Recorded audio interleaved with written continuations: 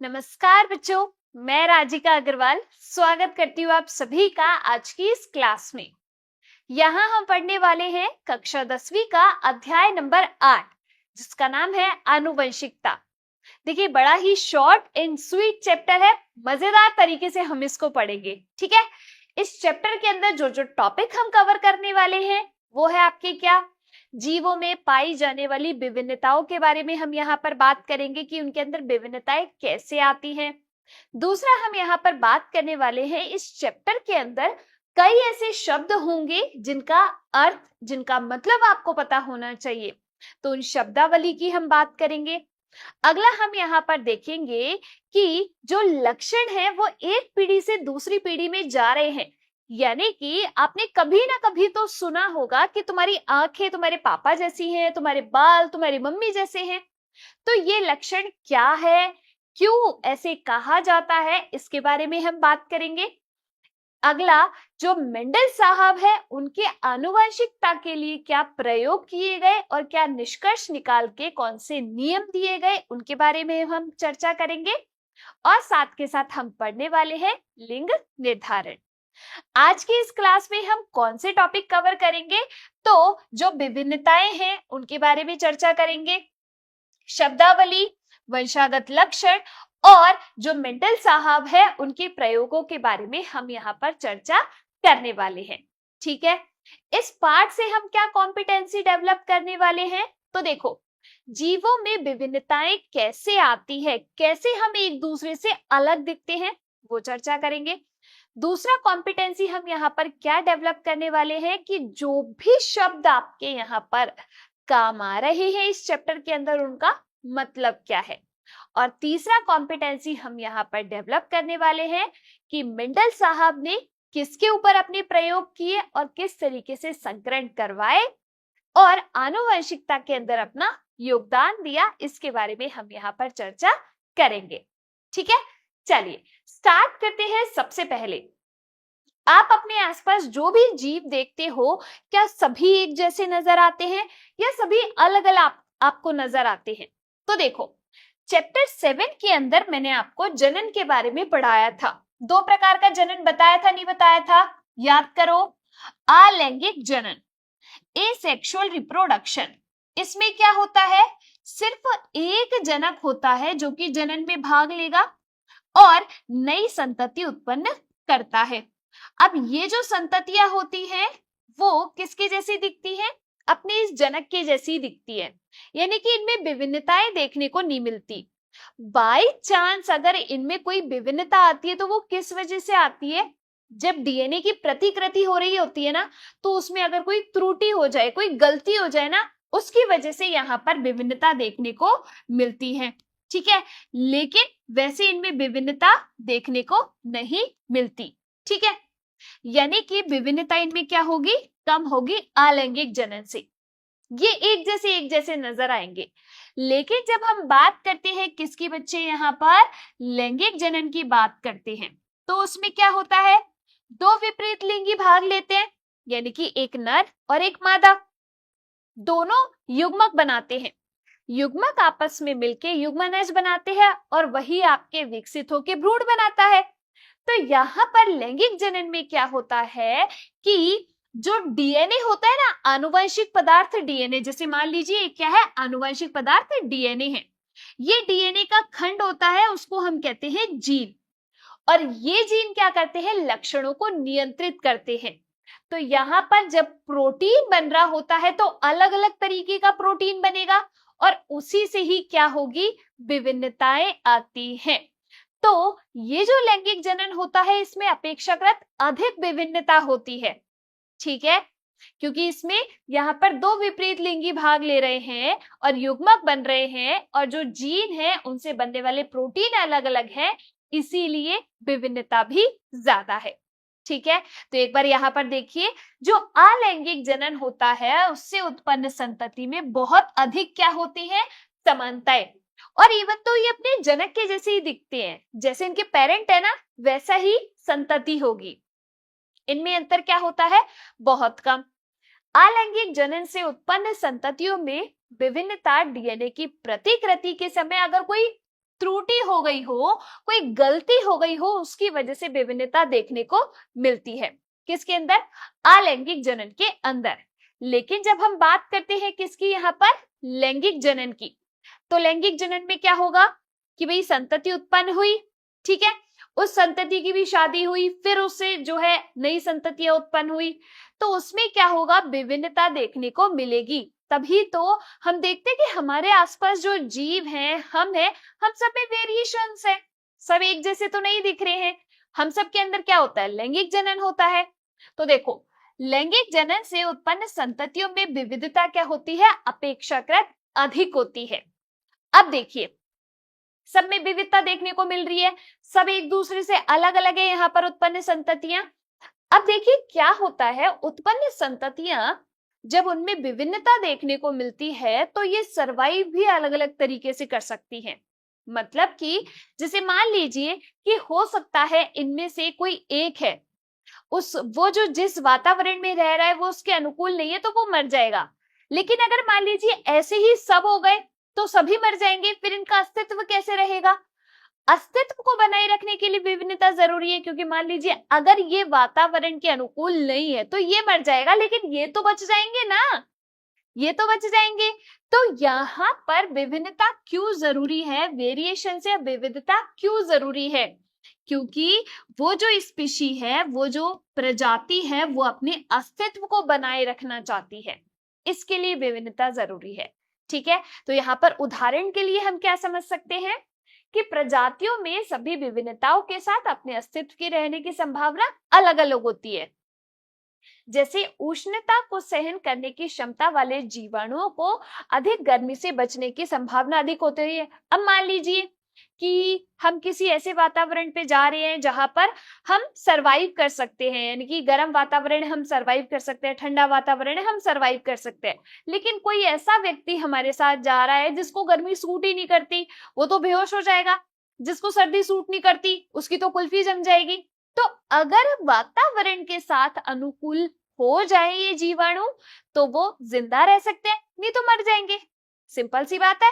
तो अपने अस्तित्व को बनाए रखने के लिए विभिन्नताएं जरूरी है। ये तो बात हो गई किसकी, यहाँ पर विभिन्नताओं की। अब बात करते हैं इस चैप्टर के अंदर आने वाले कुछ ऐसे टर्म्स की, कुछ ऐसे शब्दों की जो कि इस पूरे चैप्टर में काम आएंगे, जो कि किससे संबंधित है, आनुवंशिकता से संबंधित है। ठीक है, अब देखो सबसे पहले बात करते हैं गुणसूत्र। इंग्लिश में इनको कहा जाता है क्या, क्रोमोसोम कहा जाता है। ठीक है, क्या कहा जाता है, क्रोमोसोम। देखो गुणसूत्र होते क्या है, अक्सर बच्चे ना दो तीन चीजों में बड़े कंफ्यूज होते हैं। आपको भी शायद ऐसा लगता होगा कि मुझे कंफ्यूजन हो रहा है, गुणसूत्र क्या है, जीन क्या है, डीएनए क्या है ना, ये समझ नहीं आता होगा कभी कभी। इस चीज को हम बिल्कुल आज यहाँ पर क्लियर कर लेंगे। देखो हमारे शरीर में क्या है, कोशिकाएं हैं। अब जैसे मान लीजिए एक कोशिका मैंने यहाँ पर बना दी, हर कोशिका के पास क्या है, केंद्रक। ये तो यहाँ पर मान लीजिए ये इसका मैंने क्या बना दिया, न्यूक्लियस यानी कि केंद्रक, इसको हम नाभिक भी कहते हैं। इस केंद्रक के अंदर ऐसे इस तरीके से धागे के समान संरचनाएं होती हैं। ठीक है, अब ये जब विभाजन होगा यानी कि कोशिका, एक कोशिका से दो कोशिका बनती है, दो से चार बनती है, तो ये विकसित होते हैं। ये जो धागे जैसी संरचना होती है इनको ही हम क्या कहते हैं बच्चे, गुणसूत्र कहते हैं। ठीक है, क्या कहते हैं, गुणसूत्र कहते हैं। ये क्या होते हैं, जब इनका विभाजन होता है कोशिका का तो ये कंडेंस हो जाते हैं और इस प्रकार की संरचना हमें यहाँ मिलती है। ठीक है, ये जो गुणसूत्र होते हैं हमेशा याद रखिएगा कैसे उपस्थित होते हैं, जोड़े के रूप में मौजूद होते हैं आपके गुणसूत्र, है ना। जब हम बात करते हैं ना गुणसूत्रों की, एक प्रॉपर पूरी कोशिका की, तो ये हमेशा जोड़ों के रूप में मौजूद होते हैं गुणसूत्र। तो देखिए गुणसूत्र क्या है, जीन के वाहक है।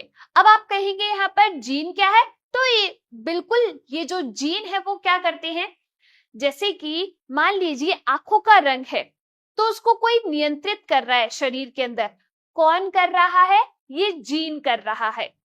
तो हमारे जितने भी लक्षण है ना उसके लिए पर्टिकुलर एक जीन है। आंखों के रंग के लिए एक जीन है, बालों के कलर के लिए एक जीन है, ठीक है, हमारी नोज की शेप के लिए एक अलग जीन है। तो हर एक लक्षण को नियंत्रित करने के लिए एक चीज होती है, वो क्या होती है? जीन।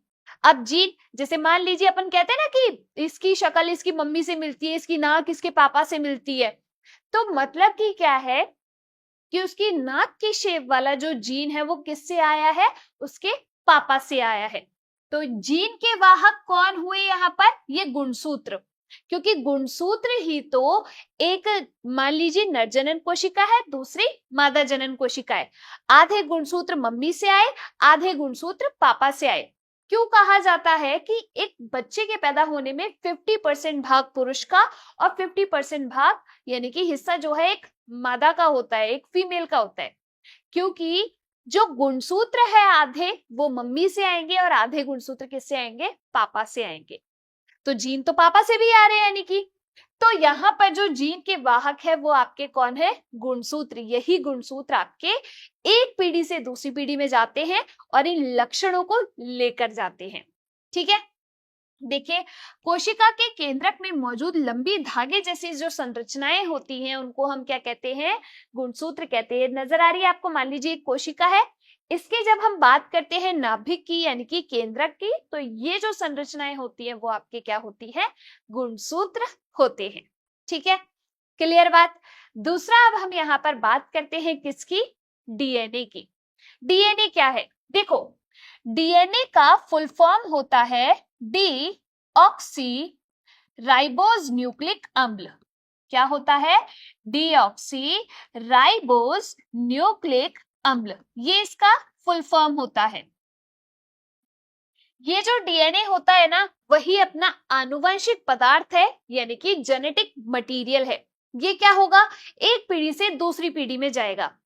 जैसे कि जब मैं बात कर रही हूँ ना गुणसूत्र गुणसूत्र गुणसूत्र, ये जो गुणसूत्र होते हैं ना आपके क्रोमोसोम, वो किससे मिलकर बने हैं? इस डीएनए से ही तो बने हैं। डीएनए से ही आपके क्या बने हैं? ये गुणसूत्र बने हैं। और गुणसूत्र ही तो जा रहे हैं युग्मक, जब आपस में मिलकर युग्मनज बना रहे तो उसमें ये गुणसूत्र ही तो जा रहे हैं। तो यहाँ पर इस डीएनए से ही आपके क्या बने हुए होते हैं? देखो ये गुणसूत्र, देखो ये क्या है? पूरी एक कोशिका, कोशिका का ये क्या है? केंद्रक। इसको हमने जूम किया, केंद्रक के अंदर क्या उपस्थित है? इस नाभिक या केंद्रक के अंदर ये गुणसूत्र मौजूद है। जब हम इसकी संरचना को खोल के देखते हैं गुणसूत्र को पूरा, तो हमें क्या नजर आता है? ये डीएनए नजर आता है। ठीक है, यहाँ पर ये द्विकुंडलित संरचना आपको नजर आ रही है डीएनए की। ठीक है, अब यही डीएनए हमारा क्या होता है? आनुवंशिक पदार्थ है, जेनेटिक मटेरियल है। क्या है? आनुवंशिक पदार्थ है, यानी कि यही एक पीढ़ी से दूसरी पीढ़ी में जा रहा है ना? तभी तो अगर कोई बच्चा खो जाए या पता लगाना हो क्या ये बच्चा इन्हीं का है, तो उसका डीएनए टेस्ट करवाया जाता है, क्योंकि जो पापा मम्मी का डीएनए वो बच्चे से मैच करेगा। तो अगर मैच हुआ यानी कि वो उनका बच्चा है, नहीं हुआ यानी कि नहीं है। क्लियर? तो यहाँ पर ये क्या है? अपना आनुवंशिक पदार्थ होता है डीएनए। गुणसूत्र और डीएनए, फर्क समझ में आया? अब बात करते हैं यहाँ पर किसकी? जीन की। तो देखो, अब तीसरी चीज आ गई जीन।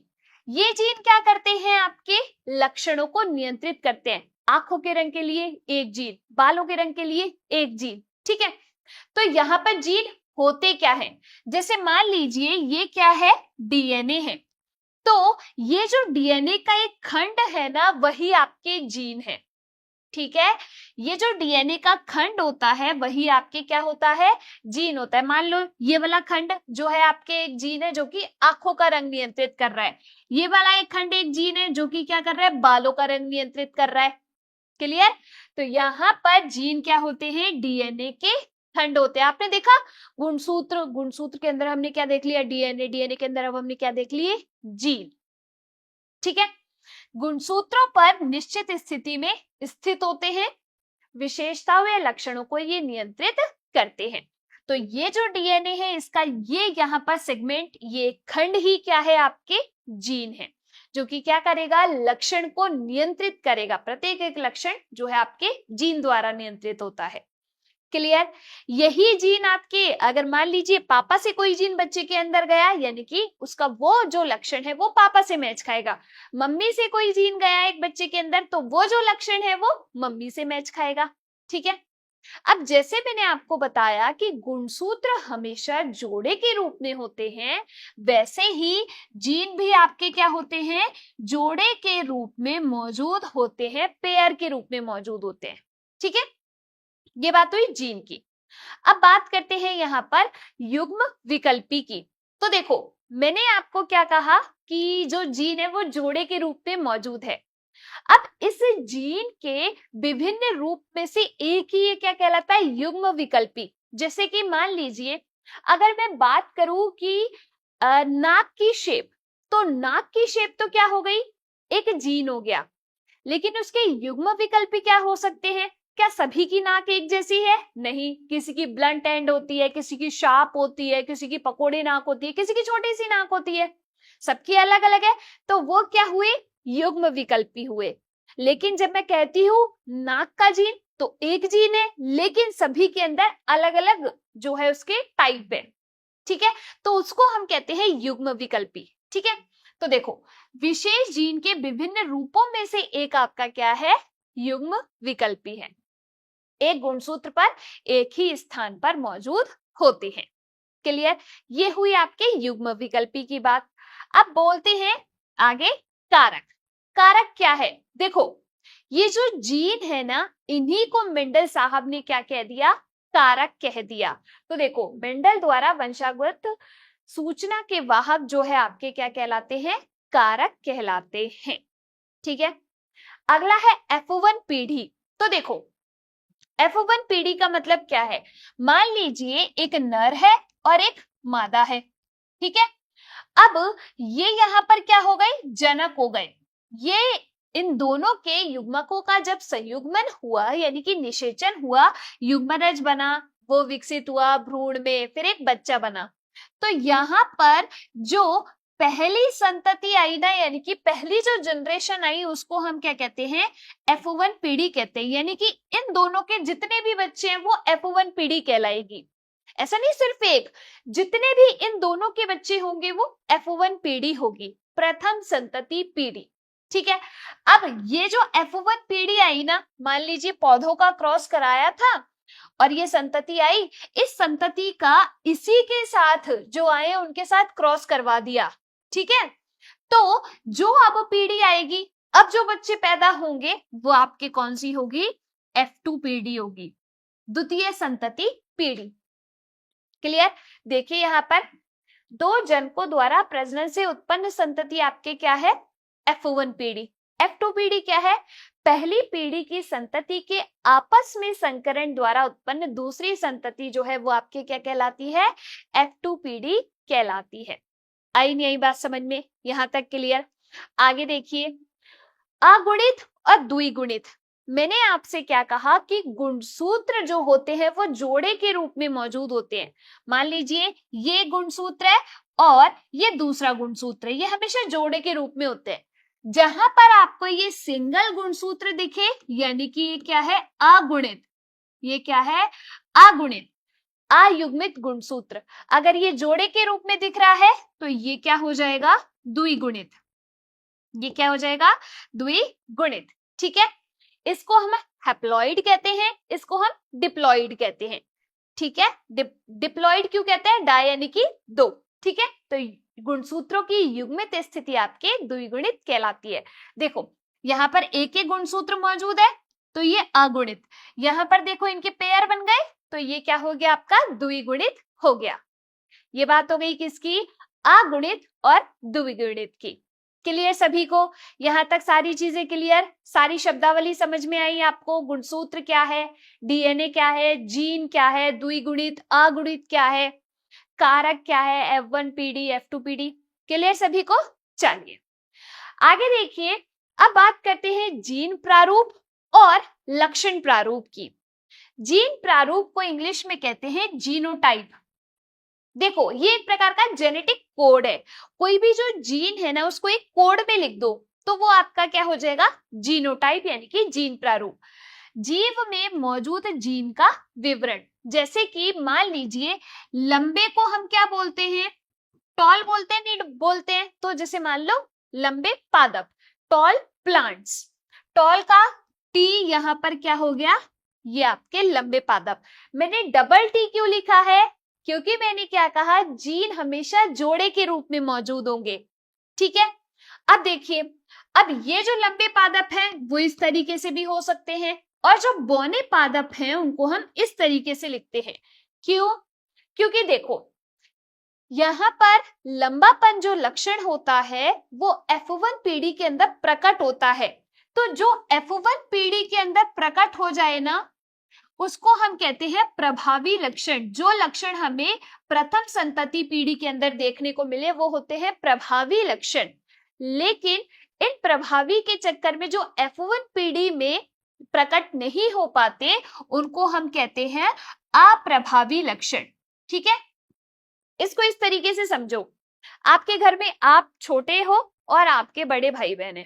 ठीक है, घर में किसकी चलती है, उनके होते हुए आपकी तो नहीं चलती, यानी कि वो प्रभावी है, आप अप्रभावी हैं। लेकिन क्या होता है कि मान लीजिए कोई दूसरी पीढ़ी आई तो आप उसमें अपनी भी अभिव्यक्ति कर पाते हो। ठीक है, लेकिन जब तक आपके साथ वो बड़े भाई बहन है उस दौर पे, तो वहां पर आपकी अभिव्यक्ति नहीं हो पाती, आपकी नहीं सुनी जाती।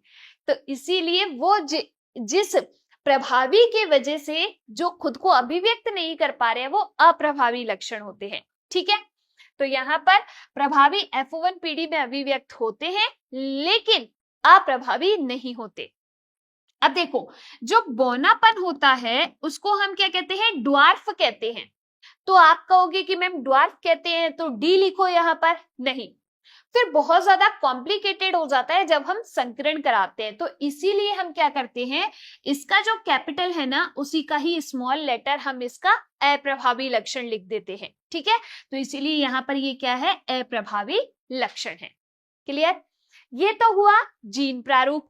लक्षण प्रारूप को हम इंग्लिश में कहते हैं फिनोटाइप, यानी कि ऐसे लक्षण जो हम देख सके। जीनों को हम देख थोड़ी पा रहे, हमारे अंदर जो जीन चल रहे हैं हम थोड़ी देख पा रहे, लेकिन हम देख पा रहे हैं कि आंखों का रंग कैसा है, हम देख पा रहे हैं बालों का रंग कैसा है।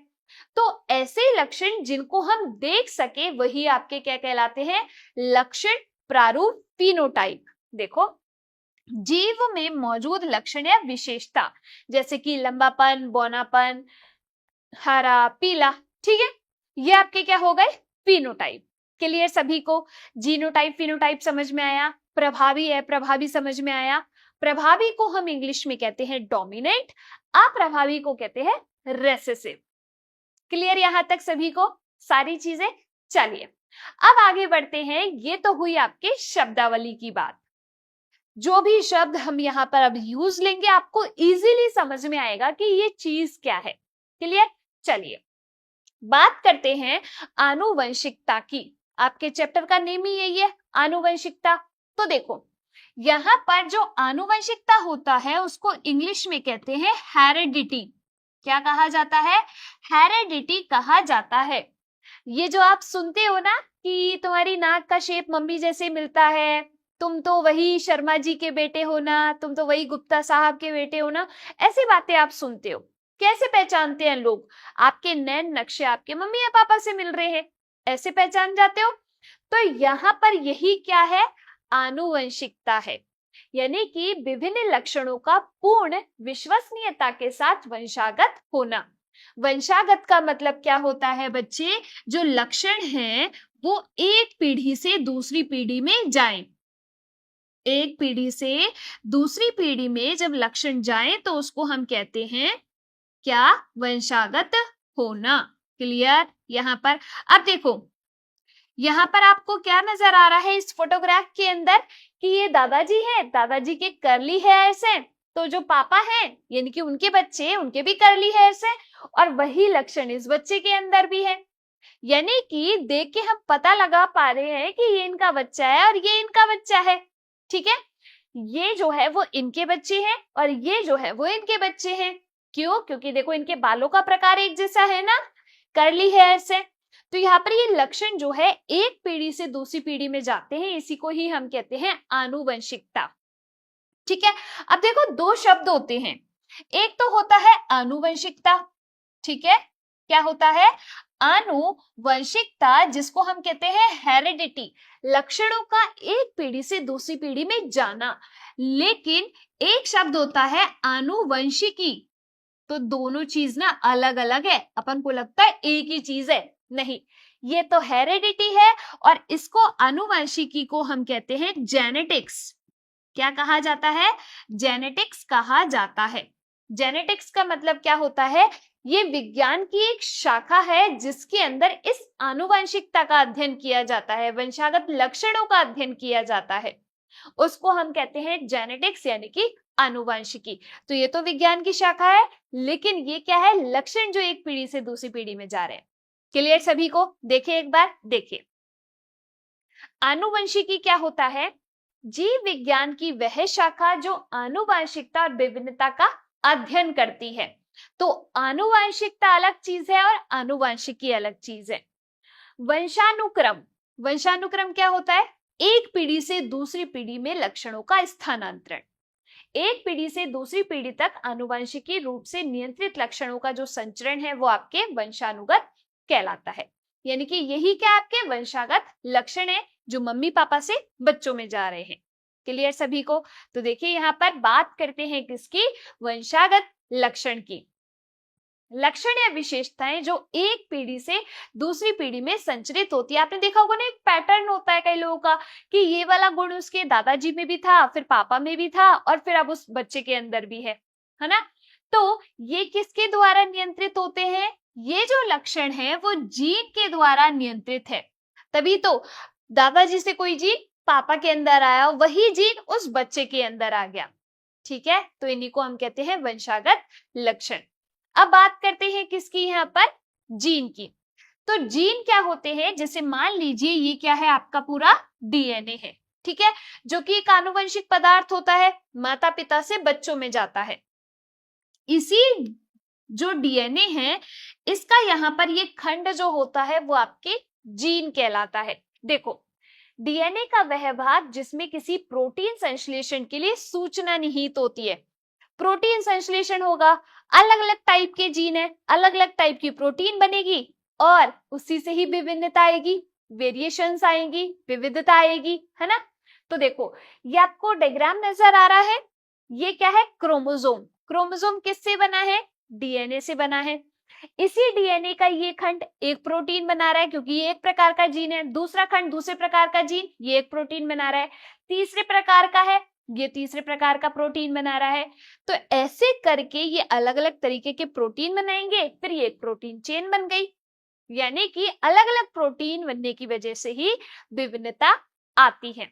ये डीएनए के खंड आपके क्या कहलाते हैं? जीन। यही विशेषताओं को नियंत्रित करेंगे। हर एक लक्षण के लिए एक जीन होता है। क्लियर सभी को? जीन आया समझ में? चलिए अब एक उदाहरण यहाँ पर हम लेते हैं कि क्या सब में कैसे विभिन्नता आ रही है, तो इस चीज को समझो। आप अपनी क्लास में जितने भी बच्चे पढ़ते हैं एक बार उनके कानों पे नजर डालो। ये जो नीचे वाला पोर्शन होता है जिसमें अपने कुंडल पहनते हैं, इसको अपन कहते हैं कर्णपाली, ईयरलोब। इसको देखिए, कई लोगों की जो कर्णपाली होती है वो इस तरीके से जुड़ी हुई होती है ना, बिल्कुल इस तरीके से, लेकिन कई की इस तरीके से अलग होती है। तो इनमें ये जीन क्या है? अलग अलग है, किन्हीं की जुड़ी हुई है, किन्हीं की अलग है। ठीक है, तो ये आप अपनी क्लास के अंदर देख सकते हो कि कई लोगों की ये जो कर्णपाली है वो जुड़ी रहती है, कई की अलग अलग रहती है। ठीक है, क्लियर सभी को यहाँ पर? चलिए आगे बढ़ते हैं। अब यहाँ पर बात करते हैं बिल्कुल जिसके लिए हम वेट कर रहे थे, मेंडल साहब की। मेंडल साहब कौन है जी? तो देखो, आनुवंशिकता हम पढ़ रहे हैं, आनुवंशिकी हम पढ़ रहे हैं, तो मेंडल साहब की बात ना करें ये तो हो ही नहीं सकता। क्योंकि जो आनुवंशिकी है यानी कि जो जेनेटिक्स है, उनके फादर कौन है? फादर ऑफ जेनेटिक्स आपके मेंडल साहब ही हैं। तो ये जो मेंडल साहब हैं उनको आनुवंशिकी के पिता भी कहा जाता है। क्यों कहा जाता है इनको? तो देखो, इन्होंने अपने बहुत सारे एक्सपेरिमेंट किए, किसके ऊपर किए, कैसे किए, इसकी चर्चा हम करेंगे। लेकिन पहले इस चीज को समझिए कि इन्होंने अपने एक्सपेरिमेंट क्यों किए। तो देखो, इन्होंने देखा कि लक्षण जो है कैसे जा रहे हैं, मुझे इस चीज का कैलकुलेशन करना है, मुझे पता लगाना है कैसे ये स्थानांतरित हो रहे हैं। तो उसी के लिए इन्होंने अपने कुछ प्रयोग किए और उसी से ही फिर साइंस और मैथ्स को मिला के इन्होंने कुछ अपने रिजल्ट्स निकाले। और ये ऐसा करने वाले पहले वैज्ञानिक थे और इन्होंने रिजल्ट दिए, और इसीलिए इनको क्या कहा जाता है, आनुवंशिकी के पिता कहा जाता है, फादर ऑफ जेनेटिक्स कहा जाता है। ठीक है, देखिए अब मेंडल साहब का योगदान। तो देखो, जो मेंडल साहब हैं उनको फादर ऑफ जेनेटिक्स कहते हैं। क्यों? इन्होंने जो उद्यान मटर है उसके ऊपर अपने एक्सपेरिमेंट किए, जिसको हम क्या कहते हैं, गार्डन पी। इसका जो बायोलॉजिकल नेम होता है, यानी कि हम कहें इसका वैज्ञानिक नाम जो होता है वो क्या होता है, पाइसम सेटाइवम। क्या होता है, पाइसम सेटाइवम। ठीक है, ये इसका वैज्ञानिक नाम होता है और इन्होंने इसी के ऊपर अपने एक्सपेरिमेंट किए। क्यों किए इन्होंने इसके ऊपर अपने एक्सपेरिमेंट? क्योंकि देखो, छोटा पौधा था, इन्होंने अपने यहीं पे एक गार्डन बनाया, उसके अंदर इसको उगा लिया। फिर उन्होंने क्या देखा कि इसमें बहुत तरह तरह के लक्षण देखने को मिल रहे हैं। तो जितनी डाइवर्सिटी होगी ना आपके एक्सपेरिमेंट करने की, उतने ही अच्छे रिजल्ट्स और पुख्ता रिजल्ट्स आपको मिलते हैं। इसीलिए इन्होंने इसका सिलेक्शन किया, क्योंकि इसमें बहुत सारे लक्षण इनको देखने को मिल गए। अगली चीज क्या, इसमें स्वनिषेचन भी हो सकता था, इसमें पर निषेचन भी हो सकता था, है ना। तो यहाँ पर ये 1 वर्षीय पौधा था, यानी कि एक ही साल में इसकी नई संतति मिल जाती है। इसीलिए इन्होंने इस पौधे के ऊपर अपने एक्सपेरिमेंट किए और जो वंशागति के नियम है वो प्रतिपादित किए। क्या प्रतिपादित किए? वंशागति के नियम प्रतिपादित किए। तो मेंडल साहब ने ना 3 नियम प्रतिपादित किए थे, उसकी चर्चा हम करेंगे संकरण के बाद। ठीक है, देखो एक बार यहाँ पर, इनकी प्रारंभिक शिक्षा गिरजाघर में हुई थी। विज्ञान व गणित के अध्ययन के लिए वियना विश्वविद्यालय भी गए थे। मोनेस्ट्री में इन्होंने मटर पर प्रयोग किए और वंशागत गुणों के अध्ययन के लिए विज्ञान व गणितीय ज्ञान इन्होंने सम्मिश्रित किया। इसीलिए इन्होंने अपने रिजल्ट्स निकाल पाए और वंशागति के नियम दे पाए। प्रत्येक पीढ़ी के एक एक पौधे के लक्षणों का रिकॉर्ड रखने वाले कौन थे? पहले वैज्ञानिक थे। और इन्होंने ऐसा किया, इसीलिए इनको क्या कहा जाता है? फादर ऑफ जेनेटिक्स, आनुवंशिकी के जनक या आनुवंशिकी के पिता कहा जाता है। क्लियर? ये तो बात हुई मेंडल साहब के परिचय की। अब बात करते हैं कि मेंडल साहब ने किसके ऊपर अपने प्रयोग किए। तो उद्यान मटर, जिसको हम क्या कहते हैं, गार्डन पी, पाइसम सेटाइवम इसका नाम होता है। तो देखो, आनुवंशिकता के पैटर्न का एक व्यवस्थित अध्ययन किया कि कैसे लक्षण एक पीढ़ी से दूसरी पीढ़ी में जा रहे हैं, कौन से लक्षण जा रहे हैं, इनके लिए कौन उत्तरदायी है। माता पिता दोनों से ही समान मात्रा में आनुवंशिक पदार्थ संतति में स्थानांतरित होता है। तो जो हम कहते हैं ना कि 50% जो भाग है वो एक पुरुष का है और एक 50% जो भाग है वो स्त्री का है, एक बच्चे के पैदा होने में, उसके लक्षणों में आने में, उसमें लक्षण आने में। क्यों? क्योंकि यहाँ पर दोनों में युग्मक बनते हैं, आपस में मिलते हैं और एक युग्मनज बनता है। ठीक है, वो सब किसने बताया यहाँ पर? ये जो मेंडल साहब है इन्होंने, कि कैसे लक्षण स्थानांतरित हुए। ठीक है, अब देखिए आगे मेंडल के प्रयोग। इन्होंने प्रयोग के लिए किसको चुना? पाइसम सेटाइवम, जिसको हम क्या कहते हैं, उद्यान मटर। मेंडल द्वारा स्थूल रूप से दिखाई देने वाले मटर के पौधे के अनेक विपर्यासी, विपर्यासी का मतलब होता है विपरीत, जैसे कि दिन का रात होता है ना, ऐसे कि लंबे का बौना, अच्छे का बुरा, ऐसे गोल का झुर्रीदार, पीले का हरा, ऐसे विपरीत लक्षण इस मटर के अंदर थे। तो इन्होंने इसी का सिलेक्शन किया। अनेक विपर्यासी लक्षणों का अध्ययन किया, जैसे कि गोल व झुर्रीदार, लंबे बौने पादप, सफेद और बैंगनी फूल वाले पादप। ऐसे करके इन्होंने 7 जोड़ी विपर्यासी लक्षण, 7 जोड़ी का मतलब क्या हुआ, यानी कि 14 लक्षण का अध्ययन किया। 7 जोड़ी कैसे लिया?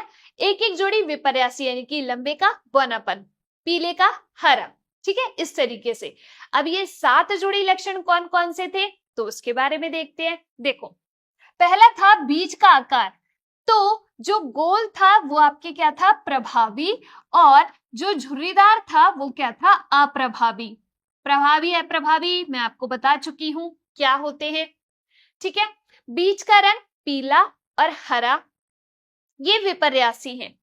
फूल का रंग बैंगनी सफेद, फली का आकार फूली हुई पिचकी हुई, फली का रंग पीला हरा, फूल की स्थिति अक्षीय अंत्य, और तने की ऊंचाई लंबा और बौना। ऐसे करके इन्होंने ये 7 जोड़ी विपर्यासी लक्षण लिए और इन पे अपने एक्सपेरिमेंट किए। 7 जनरेशन तक उनको उगाते ही चले गए और फिर देखा कि क्या लक्षण जा रहे क्या नहीं जा रहे, मेरे किस चीज को ऐसा करने पर ऐसा हो रहा है। ठीक है, अब इन्होंने इसी पादप को क्यों चुना, कोई तो वजह होगी ना। तो देखो, 1 वर्षीय पादप है, छोटा पादप है, स्वयं निषेचन पर निषेचन दोनों संभव है, विपर्यासी लक्षणों की उपलब्धता, इतने सारे लक्षण है, जितनी ज्यादा डाइवर्सिटी होगी ना एक्सपेरिमेंट के लिए लक्षणों में, उतना ज्यादा अच्छे रिजल्ट्स आते हैं। पौधे का अल्प जीवन काल यानी कि 1 वर्षीय पौधा, स्वयं निषेचन पर निषेचन संभव, बड़ी संख्या में बीजों का उत्पादन। क्लियर। तो ये तो बात हुई किसकी, कि इन्होंने क्यों जो है इस पादप को चुना। चलिए अब बात करते हैं आगे कि जो मेंडल साहब थे उन्होंने कौन कौन से संकरण किए। देखो, सबसे पहले हम बात करते हैं एक संकर संकरण की। किसकी, एक संकर संकरण, जिसको हम कहते हैं मोनोहाइब्रिड क्रॉस। ठीक है, क्या कहा जाता है, मोनोहाइब्रिड क्रॉस कहा जाता है। देखो इसमें क्या होगा, जैसे कि नाम से डिफाइन हो रहा है एक, यानी कि सिर्फ एक जोड़ी विपर्यासी लक्षण लिए इन्होंने और उनके बीच में क्रॉस करवा दिया। अब एक जोड़ी विपर्यासी लक्षण, जैसे कि मान लो कि पौधे की लंबाई ले ली, ठीक है, जैसे कि मान लो फली का रंग ले लिया, बीज का आकार ले लिया, कुछ भी एक जो 7 जोड़ी विपर्यासी लक्षण इन्होंने देखे ना, उनमें से सिर्फ एक जोड़ी विपर्यासी लक्षणों के मध्य इन्होंने क्रॉस करवाया। जैसे मान लीजिए कि मैंने यहां पर लिया है क्या, कि जो लंबे पादप थे उनका क्रॉस करवाया किसके साथ, बौने पादप के साथ। किसके साथ, बौने पादप के साथ यहां पर संकरण करवाया। तो देखो, जो आपके लंबे पादप होते हैं वो क्या है, प्रभावी लक्षण है, जो बौने पादप है वो अप्रभावी लक्षण है। क्लियर। तो देखो, लंबे पादप के लिए हम कैपिटल, जो आपके प्रभावी लक्षण होते हैं उनको हमेशा कैपिटल से व्यक्त करेंगे, अप्रभावी लक्षण को उसी कैपिटल के स्मॉल से व्यक्त कर देंगे। ठीक है, तो अगर मैंने बोला ना कि पीला लक्षण प्रभावी है, तो पीले के लिए हम कैपिटल वाई लिखेंगे, और हरा लक्षण अप्रभावी है तो हरे लक्षण के लिए हम जी नहीं लिखेंगे, क्या लिखेंगे, स्मॉल वाई, यानी कि इसी कैपिटल के स्मॉल से हम अप्रभावी लक्षण को लिख देते हैं। क्लियर। चलो अब यहां पर लंबे पादप के लिए हमने क्या लिखा, कैपिटल वाई कैपिटल टी। क्यों लिखा, क्योंकि ये यहाँ पर जीन हमेशा जोड़े के रूप में मौजूद होते हैं। तो पौधे की लंबाई के लिए एक जीन है, तो लंबे के लिए कैपिटल टी, और बौने पादप के लिए मैंने लिख दिया स्मॉल टी। ये यहाँ पर क्या हो गए, जनक हो गए। अब एक जनक में जो संतति आएगी वो इनके युग्मकों के मिलन से आएगी, तो सबसे पहले इनके युग्मक बना लो। ठीक है, तो ये यहाँ पर क्या है, इनके युग्मक है, कैपिटल टी स्मॉल टी, यानी कि इन दोनों को हमने अलग अलग कर दिया। क्लियर, ये हो गए युग्मक। अब यहां पर करवाते हैं क्या, संकरण। तो देखो कैसे होगा, जो इसका एक युग्मक है ना उसको पहले इसके दोनों युग्मकों के साथ क्रॉस करवा दो। तो देखो, इसका एक युग्मक पहले इसके दोनों के साथ क्रॉस करेगा। ठीक है, तो देखो इसका इसके साथ कराया, सबसे पहले तो क्या आया, कैपिटल टी स्मॉल टी। ठीक है, इसका इसके साथ कराया तो क्या आया, कैपिटल टी स्मॉल टी। ठीक है, अब दूसरी बज्जी में क्या करनी है आपको, यहाँ पर कि ये वाला जो दूसरा युग्मक है उसका इन दोनों युग्मकों के साथ क्रॉस करवा दो। तो पहले तो इसका इसके साथ और फिर इसका इसके साथ। ठीक है, तो देखो क्या आएगा, इसका इसके साथ करवाने पर कैपिटल टी स्मॉल टी और इसका इसके साथ करवाने पर कैपिटल टी स्मॉल टी। तो यहां पर ये जो संतति उत्पन्न हुई है उसको हम क्या कहते हैं बच्चे, ये है आपकी F1 संतति या F1 पीढ़ी। ठीक है, क्या नजर आ रहा है आपको कि सारे ही एक जैसे हैं। ये जो सारे पादप है वो कैसे प्राप्त होंगे बच्चे, लंबे पादप प्राप्त होंगे। कैसे, लंबे पादप। आप कहोगे लंबाई के लिए तो आपने कैपिटल टी लिखा है, तो यहाँ पे तो कैपिटल टी स्मॉल टी है। तो देखो अगर इन दो में से एक भी अगर आपको कैपिटल दिख रहा है तो वो प्रभावी लक्षण व्यक्त करेगा। अप्रभावी के लिए क्या होना जरूरी है, दोनों स्मॉल होना जरूरी है। तो यहां पर जहां जनक में हमने क्या लिया है, दोनों कैपिटल टी, तो ये क्या है आपका समयुग्मजी लंबा। ये क्या है, समयुग्मजी लंबे पादप है। ठीक है, क्लियर।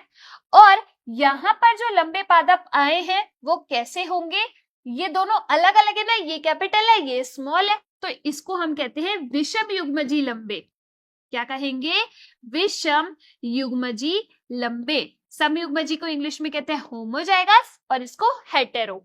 ठीक है, तो यहाँ पर जो F1 पीढ़ी के अंदर पादप प्राप्त हुए वो सारे के सारे ही लंबे पादप प्राप्त हुए। इसको करने का एक दूसरा मेथड भी है, अगर आपको इस तरीके से नहीं आता बनाना तो एक दूसरा मेथड भी है जिसको हम पनेट आरेख कहते हैं। देखो क्या होगा कि आपने क्या किया, सबसे पहले जनक ले लिए, लंबे पादप कैपिटल टी, बौने पादप स्मॉल टी, इन दोनों के युग्मक बना लिए। ठीक है, ये यहां पर हमने क्या बना लिए, युग्मक, कैपिटल टी स्मॉल टी। ठीक है, अब आपको लगे कि हम थोड़ा सा गड़बड़ कर सकते हैं तो आप क्या करो, इस तरीके से एक पनेट आरेख बना लो। ठीक है जी, अब क्या करना है, इसके दोनों युग्मकों को यहां लिख दो, इसके दोनों युग्मकों को यहां लिख दो।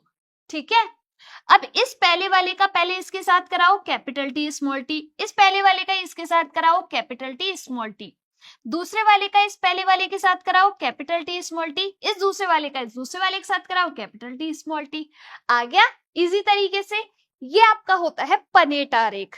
ठीक है, तो यहाँ पर सभी पौधे कैसे प्राप्त हुए, F1 पीढ़ी के अंदर विषम युग्मजी लंबे, यानी कि सारे ही पादप हमें लंबे देखने को मिले, बौना तो देखने को ही नहीं मिला।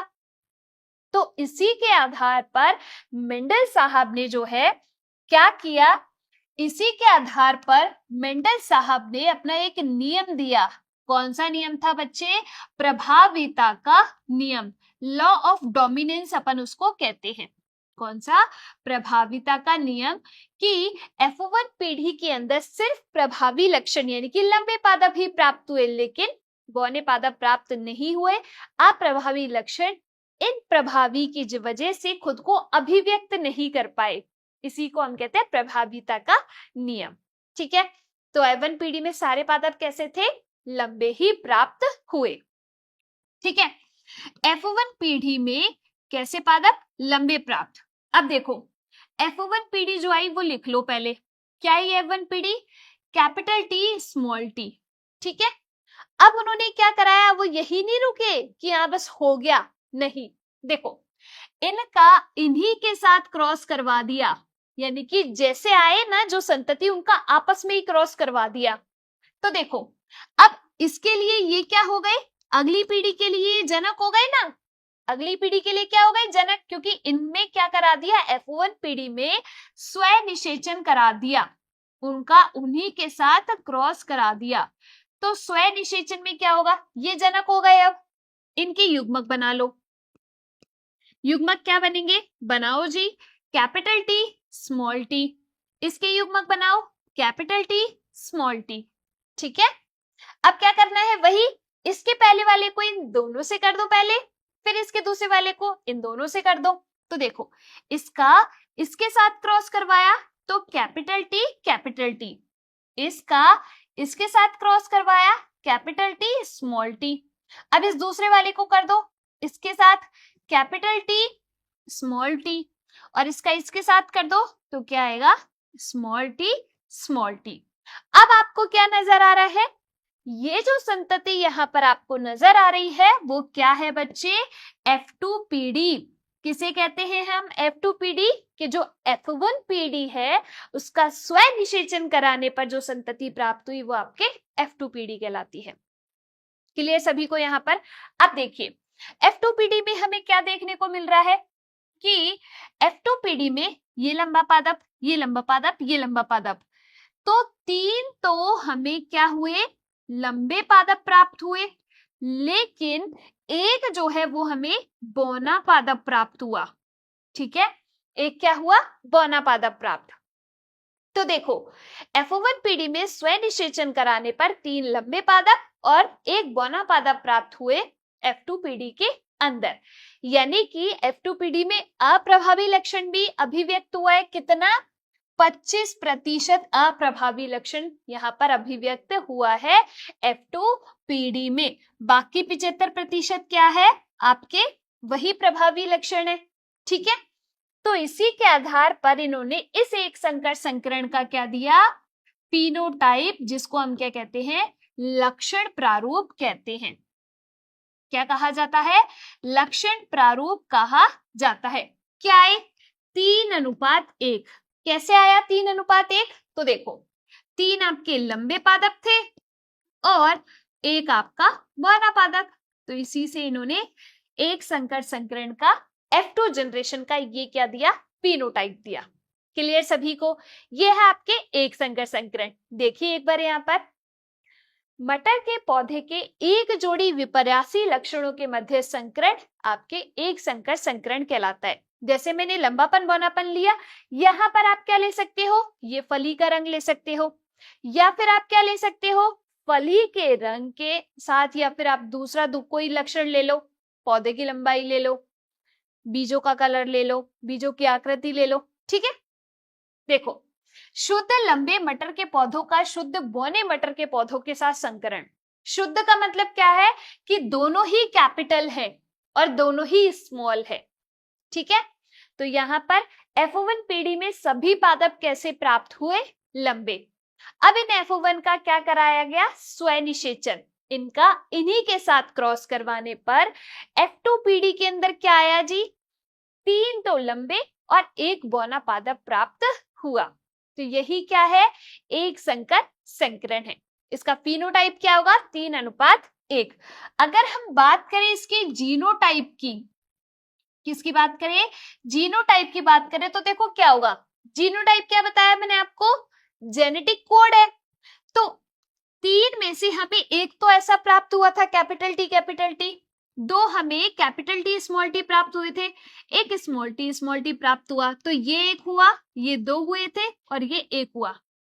तो ये क्या था, एक संकर संकरण में F2PD का जीनोटाइप है, यानी कि जीन प्रारूप है।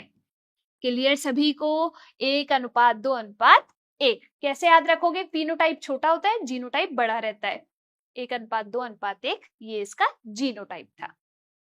क्लियर, आई नहीं आई यहाँ पर बात समझ में। तो इसी के आधार पर मेंडल साहब ने अपना दूसरा वंशागति का नियम दिया। दूसरा जो नियम है वो कौन सा था, पृथक्करण का नियम। कौन सा नियम, पृथक्करण का नियम।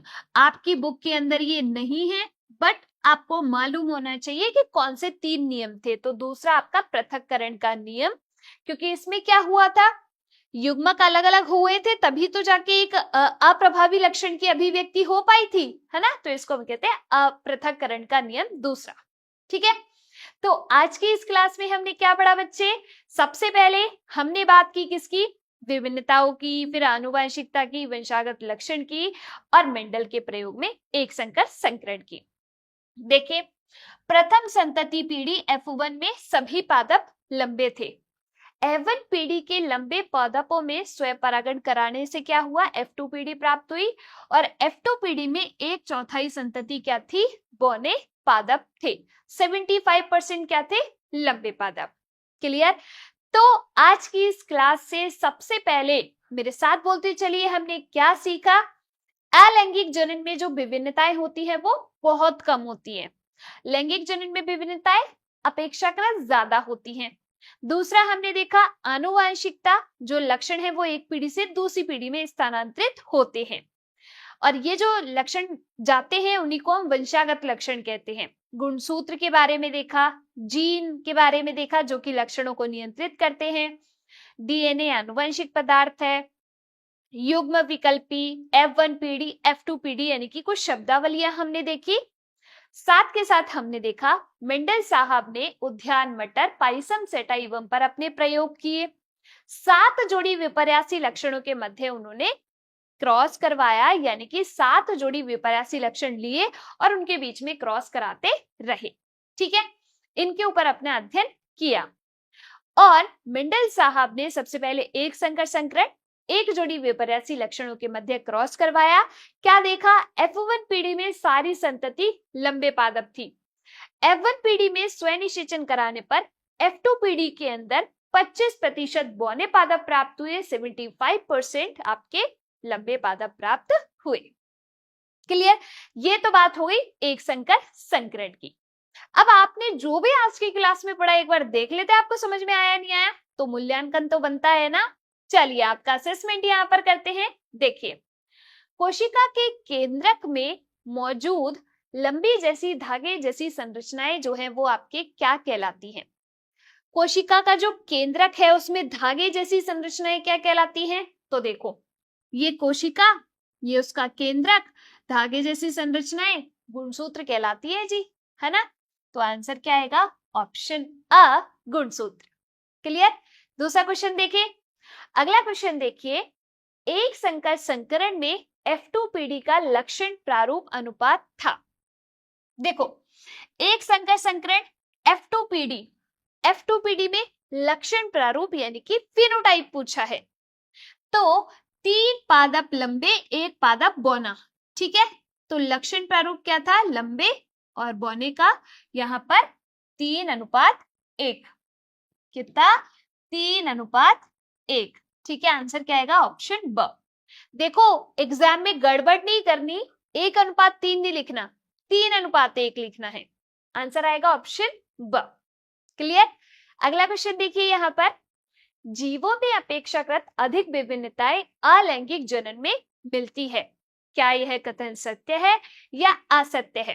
तो देखो, अधिक विभिन्नताएं तो लैंगिक जनन में मिलती है ना, क्योंकि जीन से प्रोटीन बनते हैं अलग अलग, तभी आपके विभिन्नताएं आती हैं।